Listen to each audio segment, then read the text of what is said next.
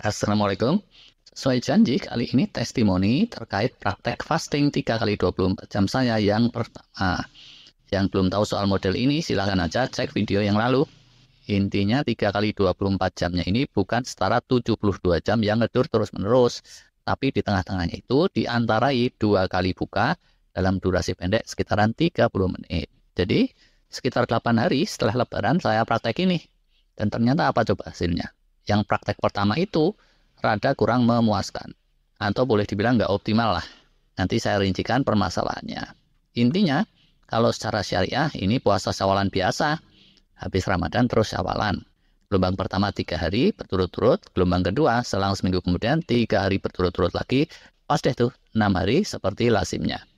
Kalau secara pakem standar, puasa syawal ini sebetulnya agak bebas. Silahkan diatur sendiri sesuai praktisnya dan sesuai keperluan. Yang mau segera setelah lebaran boleh, agak jauh dari lebaran juga boleh, sepanjang masih di bulan Syawal. Mau berurutan 6 kali ngedur boleh juga, mau 2 kali 3 kayak saya juga boleh, mau diselang sehari kayak puasa Daud juga boleh, mau di Senin Kemis saja juga boleh. Kalau di Senin doang kurang tuh ya jadinya. Tapi kalau nggak sampai 6 hari itu juga boleh sih, buat yang masih belajar atau coba-coba kan namanya sunnah.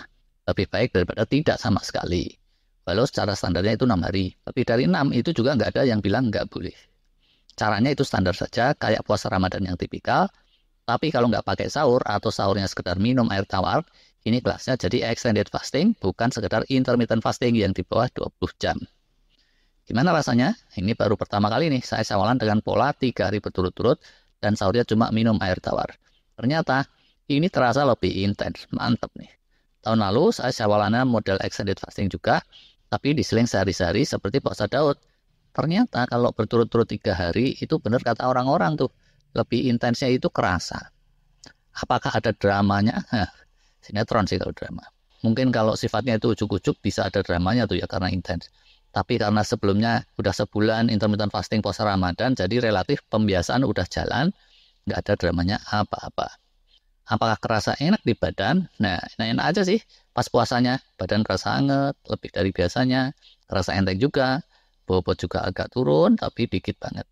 Ini disebabkan karena saya ini udah slim. Andai kegemukan, apalagi obesitas, insya Allah yang 3 hari berturut-turut gini, bakalan bisa nurunin bobot lumayan kenceng. Tidur itu juga lebih enak, lebih pules. Terus, berasa agak gagalnya di mana? Nah, ini, disciplinary feedingnya. Khususnya di hari pertama dan keduanya. Oke, secara teorinya saya udah tahu ya, kalau refeeding itu nggak boleh kekenyangan, kalau ingin puasanya optimal. Fasting model apapun juga kayak gitu, udah ada videonya. Tapi lah ini, ternyata saat praktek pertama, itu ngukur-ngukurnya nggak semudah yang saya kira. Perasaan saya makan udah dikit, tapi makan yang porsi segitu-gitu aja pun, surprisingly tetap terasa kekenyangan setelahnya, karena memang semuanya dipadetin dalam 30 menitan. Rada kaget juga sih, kok bisa ya, saya makan cuma segitu, tapi berasa kekenyangan. Pas saya renungkan dan saya cermati lagi omongan para ahli, ternyata yang dipraktekin itu rada salah juga sih. Oke lah, takjil sedikit, minum, terus quick dinner, rehat bentar, terus ngemil snack dikit, setelah itu stop. Kalau dihitung kalorinya mestinya kecil aja, sekitaran 300, 400, mungkin juga enggak. Persis saja nih kayak biasanya kalau saya buka puasa. Tapi masalahnya, biasanya itu di spread dalam 2 jam, kali ini dipadetin dalam waktu 30 menit. Di situ masalahnya. Terus lagi, bisa juga karena saya minumnya menjelang asupan makanan itu agak kebanyakan. Harusnya minum yang agak banyak itu beberapa saat agak jauh dari saat selesai makan. Toh sampai waktunya tidur minum air tawar masih boleh kan ya? Ngapain juga dibanyakin di awal-awal deket saatnya makan. Jadi gini ternyata, walaupun secara kalori itu zero, nol, tapi minum yang banyak ini volumenya lumayan ngisi perut. Dan itu menimbulkan sensasi kenyang yang kurang nyaman. Yang mestinya itu nggak boleh terjadi saat buka puasa. Yang terbaik itu mestinya berhenti makan sebelum berasa kenyang. Ternyata 2 kali tetap kebablasan, setelah kekenyangan baru lenger-lenger. Gula karbonnya bisa jadi kemarin itu juga kebanyakan. Kalau proteinnya kayaknya enggak sih. Tapi andai proteinnya juga kebanyakan, itu salah lagi tuh. Menurut penelitian ya, kalau yang puasa extended, saat buka itu, kalau gula karbonnya kebanyakan, insulin spike-nya melejit lebih tinggi dari kalau sekedar intermittent fasting atau pas nggak fasting. Dan spike tinggi seperti itu, dalam kaitannya dengan healing rejuvenation, kurang baik. Itu katanya.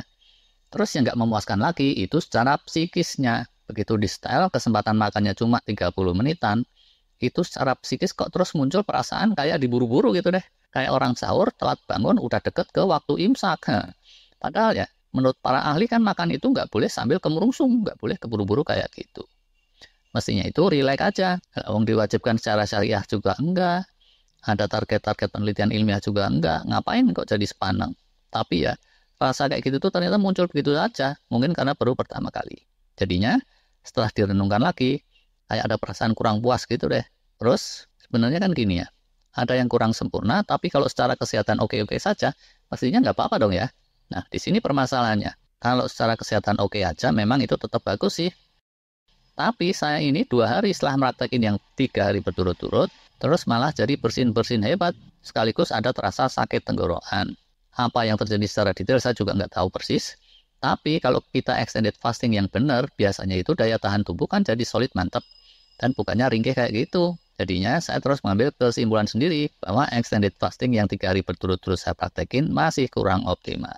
Secara umum nih ya, mestinya udah pada tahu kan ya, pasca Ramadan atau pasca intermittent fasting yang 4 mingguan, sering kayak gitu tuh kalau kurang optimal. Badan malah jadi legrek untuk sejenak, sembuhnya cepet sih, tapi ya sempat ada flu kayak gitu atau sakit perut atau sakit ringan bentuk lainnya.